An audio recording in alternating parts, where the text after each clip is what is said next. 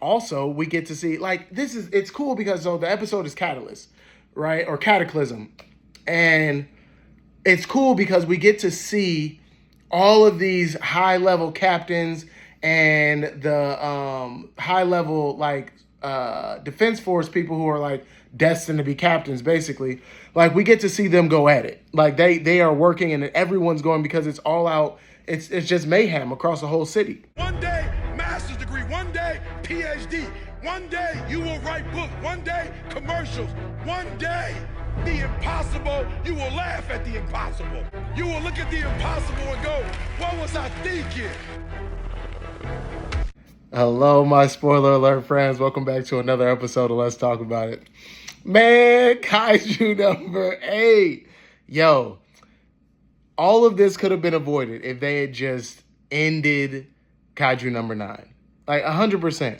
They would not be going through this if they had sacrificed the dude who was the director's like suit guy.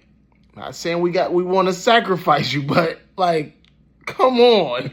If they would have sacrificed him and killed Kaiju number 9, none of this would be happening. Right now, Kaiju number 9 is showing them a lesson in concerted effort, thought, and no mercy. So like this dude, this monster, is out here sending coordinated attacks to destroy their infrastructure so that they cannot stop him down the road. This dude is a mad genius right now. I'm just like, okay. So we know that the director is like losing consciousness inside of his body, inside of the Kaiju's body. He thought he could fight him from the inside. He's not being successful right now. He's losing consciousness. He's like, hey guys, I need you guys to hurry up. Please come help. So help me help you because he's done. He's like, I know I'm done. I know I'm dead, but I can at least fight from the inside. So he's trying to hold on. And meanwhile, Kaiju number 9 has released, hundreds of kaiju all across Japan, all across the city. They are going completely, it's mayhem right now. One of Kafka's old buddies from when they were from the cleanup crew, his daughter's getting married. They're at a wedding ceremony, and a kaiju pops up and then like breaks through, throws his daughter. I'm watching this, right? So this is kind of funny, actually, because I see this often. I'm watching, and the girl's, like, running, and she has her heels on. I'm like, girl, get rid of these heels and run for your life. We are in the middle of a catastrophe, and you are wearing high heels. I get it. It was your wedding, so, you weren't expecting this, but to be wearing high heels running from a kaiju is insane to me. And then she gets tossed, and when I tell you I felt for this dude, like the helplessness he had to have felt when the kaiju is literally about to eat his daughter and he's like, he bites himself and he's like, come to me, you smell my blood, all this, like, come to me, don't mess with her. And then fortunately, Captain Nanami shows up in the right moment, slices the thing up, and they save her.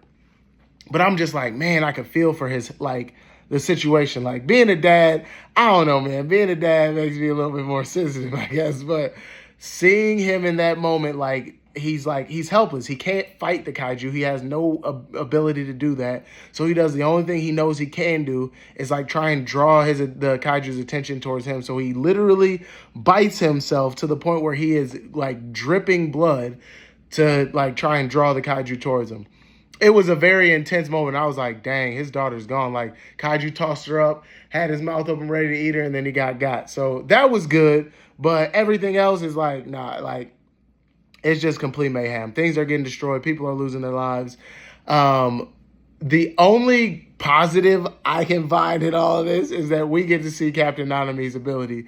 I'm excited to see how far they go with his abilities. Like, he's got such a cool ability to be able to see the future, essentially, and see it through the nervous system of the kaiju. Like, that is a clutch ability.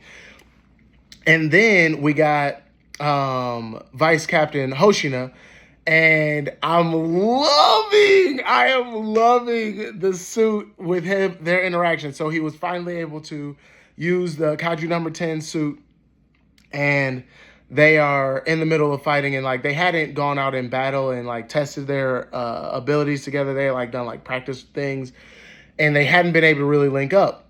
And largely is because the Kaiju's personality is, I'm going to go for the strongest dude. I'm like bulldozing in, all power, no strategy. I'm just fighting, and I'm like let's throw hands with the best of the best and see what we can do. And I love that energy. Where Captain Hoshina, I respect it. Captain Hoshina's approach is more like tactical, where he's like, let's attack the weaker ones first, get those out of the way, then we'll attack the strong dudes. And like, he really has a method to the madness versus it just being like a berserker, right? And because they have conflicting battle styles, they're like fighting with each other while they're trying to link, and it's like they're messing up. So then finally Captain Hoshina folds, and he's like, you know what? I'm gonna just do it your way. And they start doing work. And I'm like, I love that. I love that relationship. So he's the only kaiju suit that talks. So that's cool. But then it's also like I just like the Kaiju number 10's fighting style. Like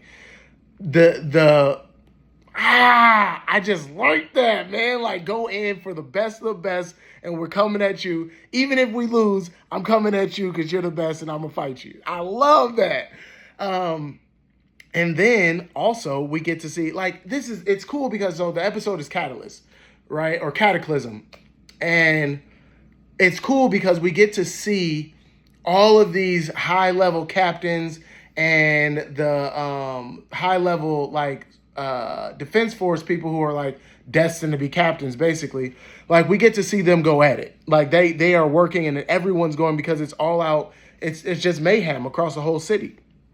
And so everyone has to step up and fight, and we're getting to see different people. And I love that Shinomiya is wearing her mom's suit. And first of all, her mom is a beast. They gave the stats. She has the most kills of any captain in the Defense Force. She had the only suit that could fly, and it was the fastest. So it's just like, man, like for her to be able to, for Shinomiya to be able to wear the suit, and it was her mom's suit, it's just like full circle kind of moment where it's like, all right, I'm stepping into my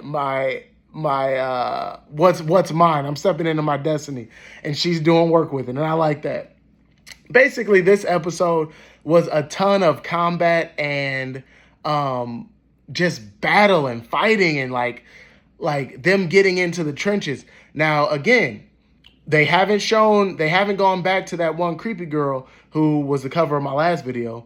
They haven't gone to the ones who are like popping up, who are a little bit different than the normal kaiju, who are thinking and planning and doing stuff. So I'm curious to see what happens when they enter the fray. And I also hope that Kafka doesn't do something dumb. Like, every time that Kafka transforms, that's the signal to Kaiju number 9 where to go and who he wants to fight, because that's who he's looking for. He wants to fight Kaiju number 8 and take his body over so that he can become basically like an ultimate kaiju. And whenever Kafka transforms, he gets Kaiju number 9 gets the signal and goes straight to him.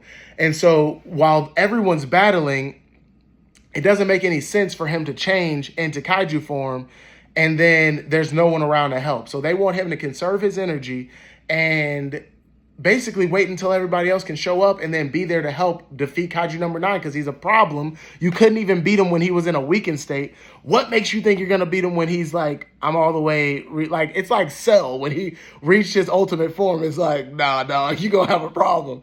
So it's like, but Kafka's heart is like, all these people are dying. I got to get in here and do something. They're like, it's like, I know you, I know, trust me, I know, I feel you, bro. But you're going to kill everyone on Earth if you don't just cool your jets. So I hope he doesn't do something stupid in this next episode. They're trying to instruct him not to, but we know Kafka. He's just not that type of dude. So we'll see what happens. I will definitely keep you guys informed. I'll let you guys know in the next episode. Hopefully, I can try and get the episode in. It seems like we're at either the end of this season or on a freeze point, so that gives me some time to catch up. And then we know that My Hero Academia is coming up. So I'm just trying to get this in so that I can see it without being distracted, and then I can get into the other shows. So like I said, I will keep you guys updated, posted on what happens. Thank you guys for watching. I will see you next time.